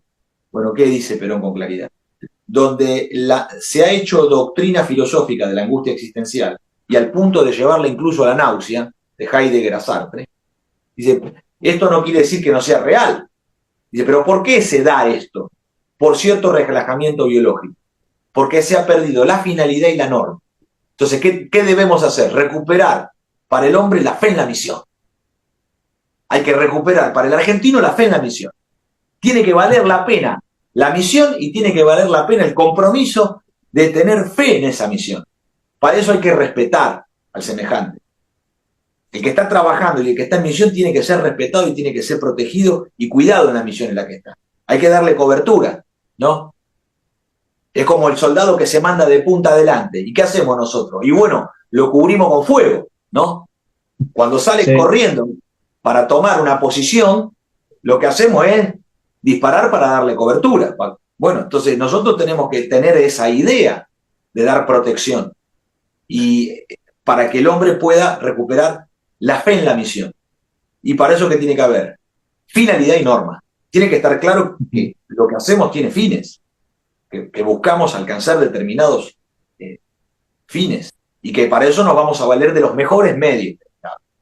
Bueno, ahí está el arte de la conducción política, de hacerse y de determinar cuáles son los mejores medios para la ejecución de esos fines que estamos persiguiendo.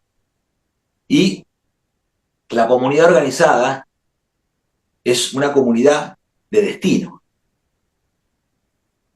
Tiene valores que la amalgaman y que la mantienen unida, pero además es una comunidad que tiene fines, tiene objetivos, persigue hacia adelante un ser en comunidad. No se decreta acabada y terminada, sino se pone en marcha para su realización. Su realización está en el futuro. Lo está haciendo, lo va haciendo.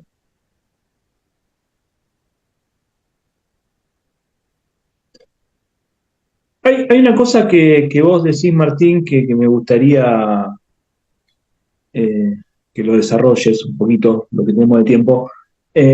Cuando decís algo que habías charlado con Alberto Huela sobre el tema de que él nació en una comunidad organizada y se encuentra hoy en una trinchera, ¿no? ¿La palabra?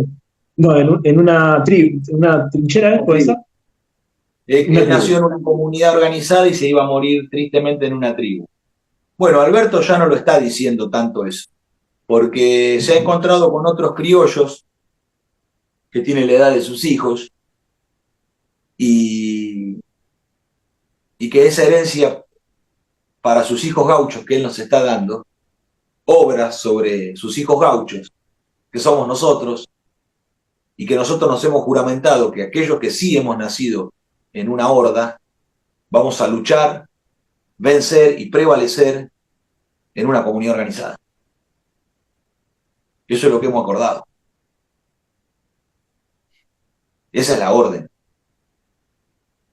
Esa es la orden que nos constituye.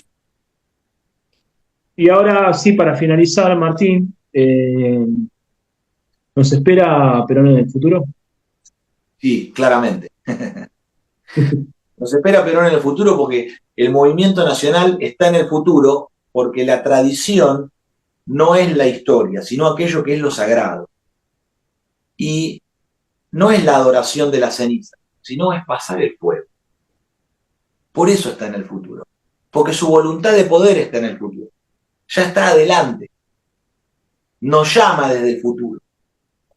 Nos llama. Es el movimiento nacional de los argentinos, que su expresión más acabada es la del general Perón, que además dejó por escrito una doctrina, dejó un proyecto como la comunidad organizada, un manual de conducción política, un modelo argentino para alcanzar una teoría definitiva, una teoría política definitiva, que haga de la causa del pueblo las razones de Estado, porque sobre esa base se iba a hacer la Constitución Nacional, que iba a estar redactada por el mismo pueblo argentino.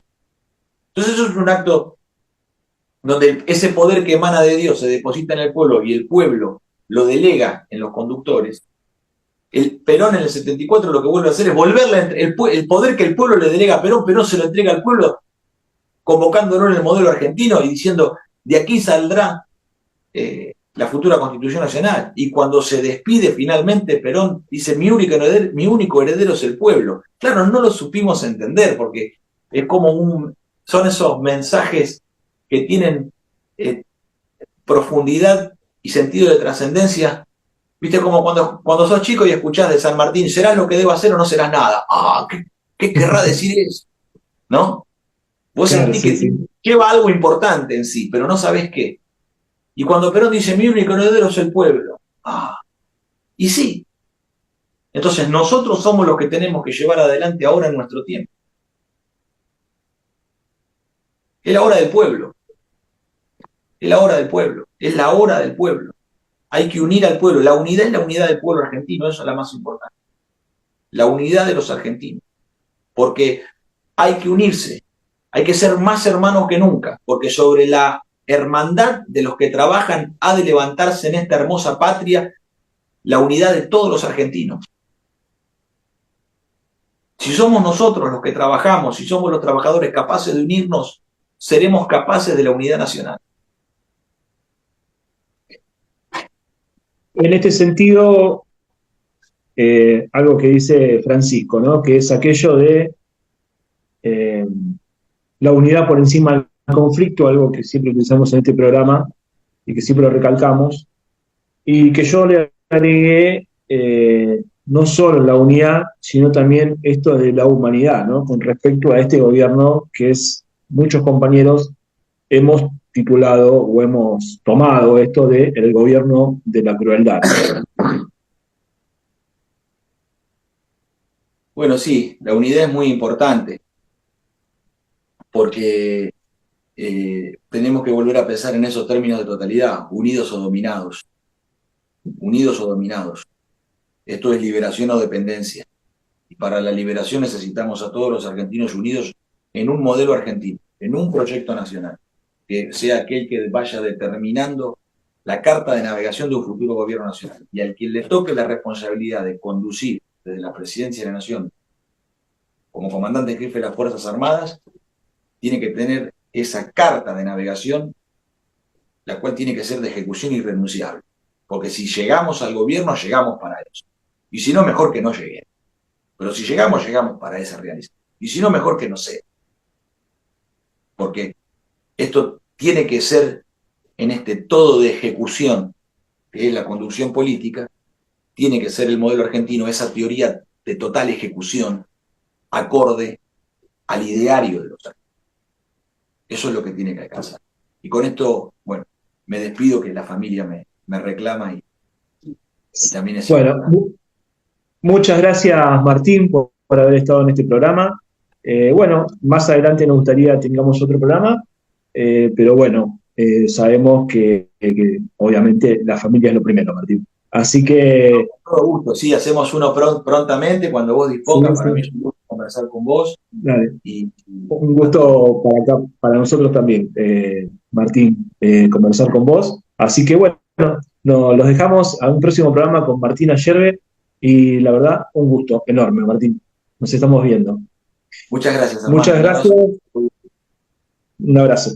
Muchas gracias, Claudia Avanzo, por estar ahí editando nuestro programa, que hace ella también que este programa esté al aire, porque este programa no solo es lo que ven cuando uno habla, sino en el programa, sino lo que se hace en la semana, ¿no? Y Claudia está ahí trabajando y editando para que este programa esté lo mejor posible. Así que, los invitamos a continuar viéndonos por Patria TV. Y bueno, me gustaría que dejen sus opiniones sobre los temas que vamos vertiendo y temas que les gustaría a ustedes que también toquemos sobre lo que tiene que ver con el pensar de los argentinos. Así que, bueno, pasó por aquí Martina Yerbe, los dejamos hasta un próximo programa de Doctrina y Realidad Justicialista.